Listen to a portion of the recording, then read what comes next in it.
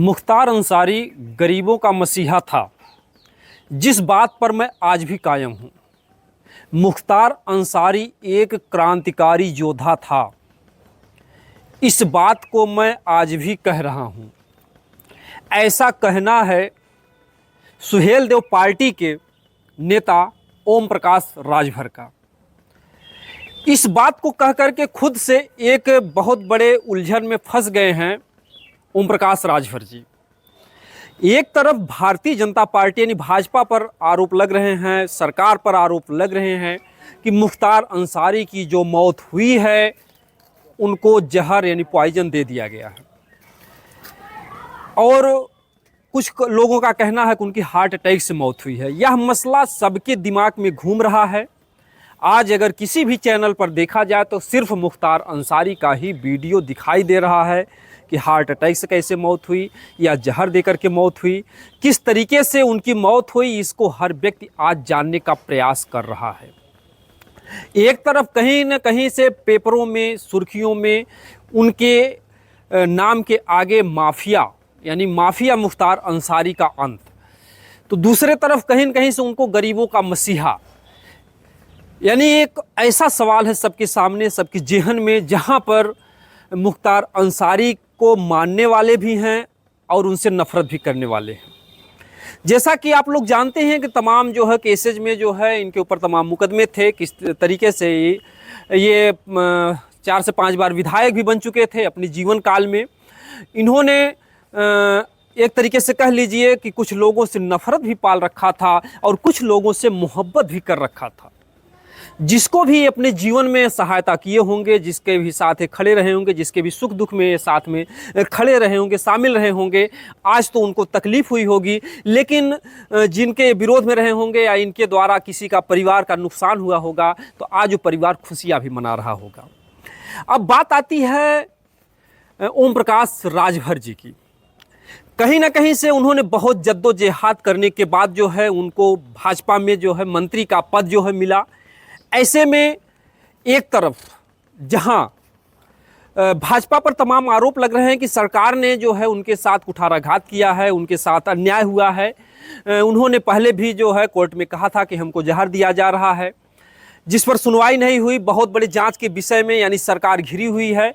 वहीं पर भाजपा में शामिल होने वाले यानी कि जिसमें आप कह लीजिए कि भाजपा ने ओम प्रकाश राजभर को जो है शरण दिया, वहीं से ओम प्रकाश राजभर यानी एक तरफ मुख्तार अंसारी की मौत का इल्ज़ाम लग रहा सरकार पर, वहीं पर उसी सरकार में शामिल ओम प्रकाश राजभर जी अपने इस बयान से बहुत बुरे तरीके से फंस चुके हैं, क्योंकि सामने विधानसभा का चुनाव है और कहीं न कहीं से एनडीए में शामिल यानी भाजपा में शामिल ओम प्रकाश राजभर के लड़के अरविंद राजभर चुनाव लड़ रहे हैं और उनको भरोसा है कहीं ना कहीं से ओम प्रकाश राजभर का जो जयकारा लोग लगाते हैं, यानी कि राजभर समाज यानी 56 इंच सीने कहे जाने वाले कहते हैं कि ऐसा कोई नेता नहीं है, हर जगह जय जयकार हो रही है, इनके कोई टक्कर में नहीं है।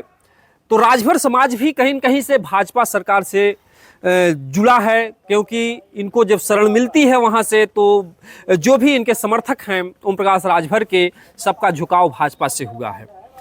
लेकिन अब सामने सवाल खड़ा होता है कि क्या जो भाजपा के समर्थक हैं या जो भाजपा के मतदाता हैं अब ओम प्रकाश राजभर को कितना पसंद करते हैं?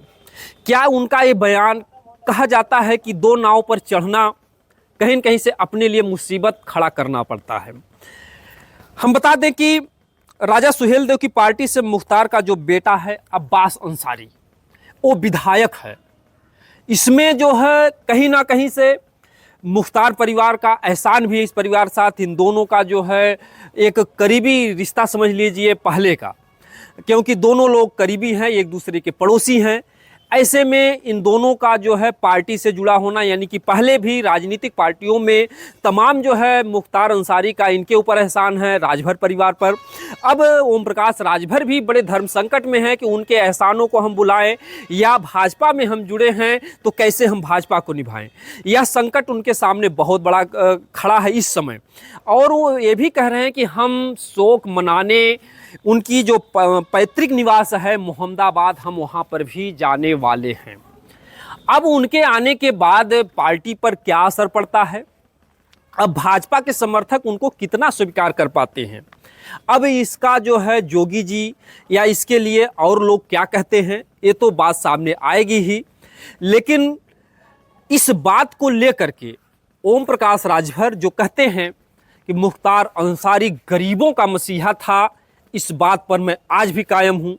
मुख्तार अंसारी क्रांतिकारी एक योद्धा था, इस बात को मैं आज भी कहने के लिए तैयार हूं। यानी मीडिया के सामने उन्होंने कहा, मीडिया के लोगों ने उनको घेरा तो तमाम तरीके से कुछ देर तक टाल मटोल करते रहे, लेकिन फिर उन्होंने कहा कि हाँ वो गरीबों के मसीहा थे। फिर इसके बाद कहते हैं कि हमारी माँ की तबीयत खराब है, हमें जाना है, वहाँ से हट जाते हैं। ये समस्या आने के बाद लोगों में एक नया मोड़ आ गया है। अब जो है समाज में एक नई हलचल है, क्योंकि सामने विधानसभा का जो मतलब कि लोकसभा का जो चुनाव है, इस लोकसभा के चुनाव में अब राजा सुहेलदेव पार्टी यानी ओम प्रकाश राजभर पर क्या असर पड़ता है, क्या जो अपनी ये गरिमा बनाई हुई है, क्या वो गरिमा जो है कुछ मलिन होती है या उसी पर इनको विजय मिलती है, यह उनके लिए बहुत बड़ी बात है।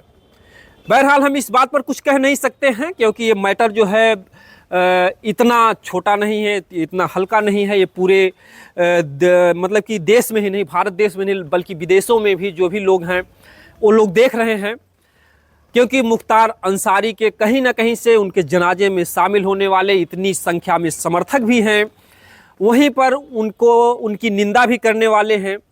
तो अब दोनों का क्या होता है, क्योंकि उनका परिवार है वो आरोप लगा रहा है कि उनको जहर दे करके मारा गया है। ऐसे में अब कोर्ट के सामने भी बहुत बड़ा प्रश्न चिन्ह है कि क्या जो है मुख्तार अंसारी को न्याय मिल पाता है, क्या न्यायिक जांच मिल पाती है कि उनको जहर दिया गया या हार्ट अटैक से मौत हुई। बहरहाल ये तो न्यायालय का काम है, लेकिन परिवार भी अपनी मांग पर जिद पर अड़ा हुआ है कि उनकी हार्ट अटैक से नहीं मौत हुई है, उनकी जहर से ही मौत हुई है। अब आगे क्या होता है, बहरहाल जो कुछ भी होगा हम आगे दिखाने का प्रयास करेंगे, लेकिन हम सभी लोगों से प्रार्थना निवेदन करेंगे कि जो देश की एकता है, अखंडता है, या जो भाईचारे की भावना है, कहीं ना कहीं से तमाम जो है हिंदू भाई मुस्लिम भाई एक साथ जो है होली भी मनाते हैं, ईद भी मनाते हैं, तो अपने जो है मतलब इस प्रेम भाव को जो है कम ना करेंगे, सब लोग एक एकता का प्रतीक देंगे, और जो भी कुछ हो एक शांति तरीके से हो, संविधान जैसा संविधान में लिखा हो, जिस तरीके से मतलब इसकी जांच होनी चाहिए, जिस तरीके से न्याय मिल सके उस परिवार को, उस तरीके से आगे का काम होना चाहिए, ताकि देश में कोई और दूसरी घटना ना घटने पाए। हमारा सबसे यही विनम्र निवेदन है कि सब लोग शांति व्यवस्था कायम रखें। दोस्तों, जय हिंद, जय भारत।